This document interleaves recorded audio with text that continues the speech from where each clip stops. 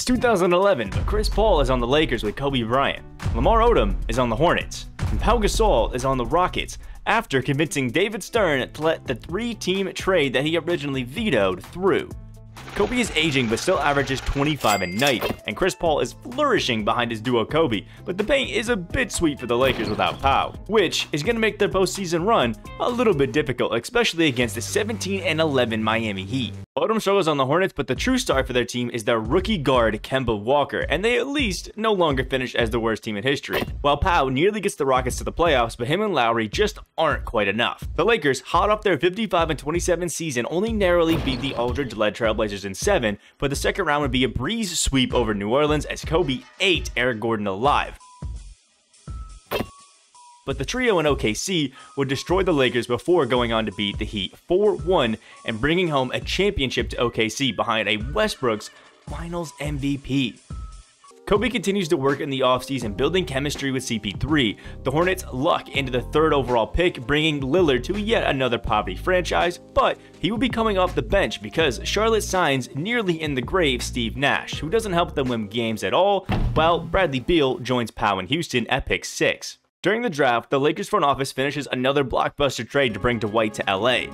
Originally, Dwight flopped in LA being injured, but now he dominates the league with CP3 making his buckets essentially free, and Kobe pushes Dwight to improve, upping his averages to 27 and 16 a night, while Kobe falls to only 23, but still cruising them past Utah in round 1. And Portland again in round 2, but this time 4-1. But Dwight to LA wasn't the only offseason move. The Lakers snag a young Paul George from Indiana. Tim Duncan hops Texas teams, joining Dirk in Dallas.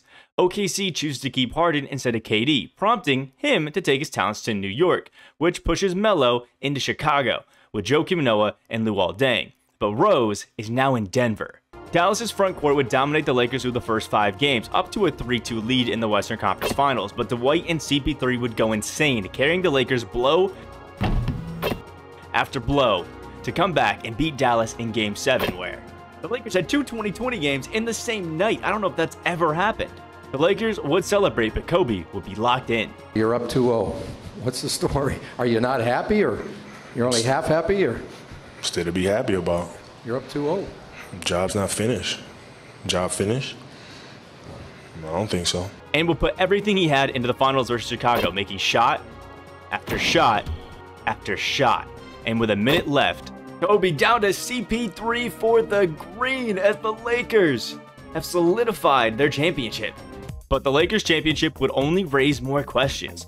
Would the signing of Steph in Miami help Wade, Bosh, and Bron finally win a ring? Can KD and Amori put the pieces together in New York? Will OKC landing the 1st overall pick from Detroit and drafting Giannis to join Westbrook, Harden, and Ibaka completely change the landscape of the NBA? Can the Bulls fix their mistakes and dominate? Or would they even be here if Kobe went to Chicago back in 2007? Kobe is now in Chicago after demanding a trade out of LA and getting his wish to team up with Luol Deng, while Joakim Noah and Ben Gordon take control in LA. Kobe, right in the prime of his career, boosts his averages to 33 a night, and Deng completes the scoring duo with 22, propelling the Lakers to a first-round matchup against LeBron James and the Cleveland Cavaliers, who were no match for the insane scoring duo, wrapping up the series in a quick 4-0 sweep. But in LA, the Lakers would be horrible, finishing with the 3rd worst record in the NBA. Kobe and the Bulls would continue their dominance in the postseason, beating Dwayne Wade and Shaq and Miami in 6, and narrowly beating the Pacers and Jermaine O'Neal in 7, though the Pacers nearly stole the series in Game 6.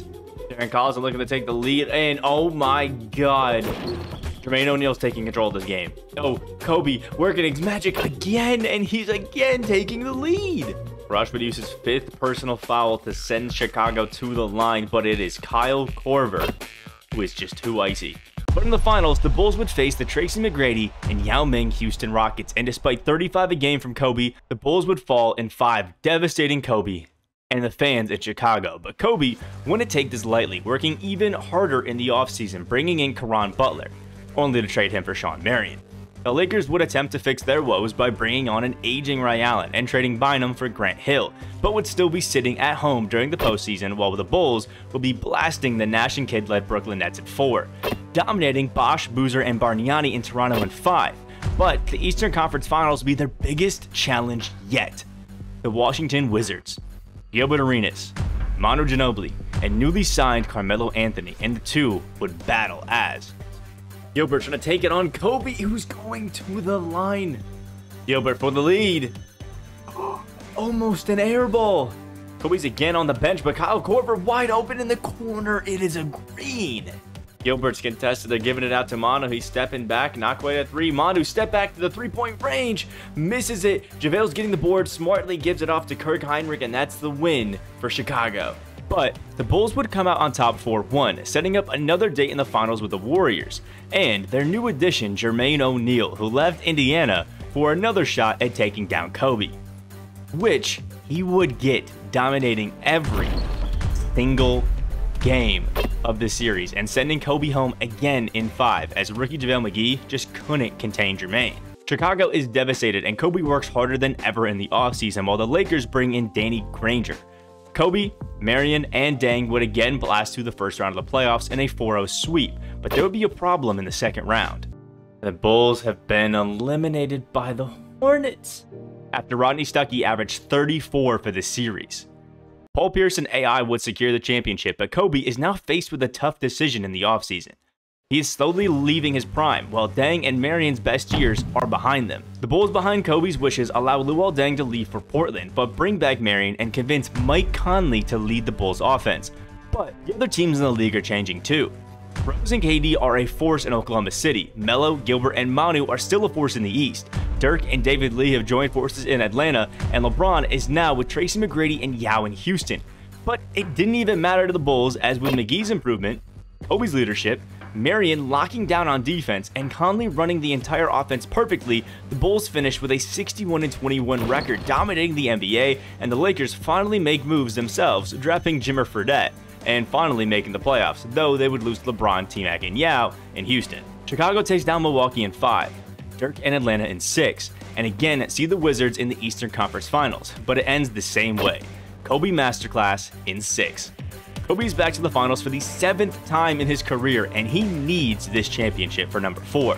But in his way are the San Antonio Spurs, who may have lost Manu, but now have Blake Griffin down low with Duncan.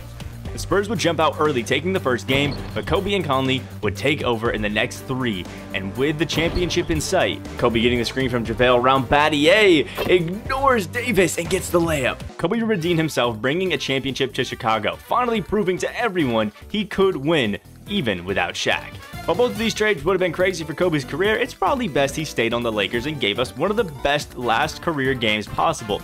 And after that last game, Kobe quickly became a fan of another soon-to-be NBA superstar, Giannis Antetokounmpo, for how close he was to having the Mamba mentality.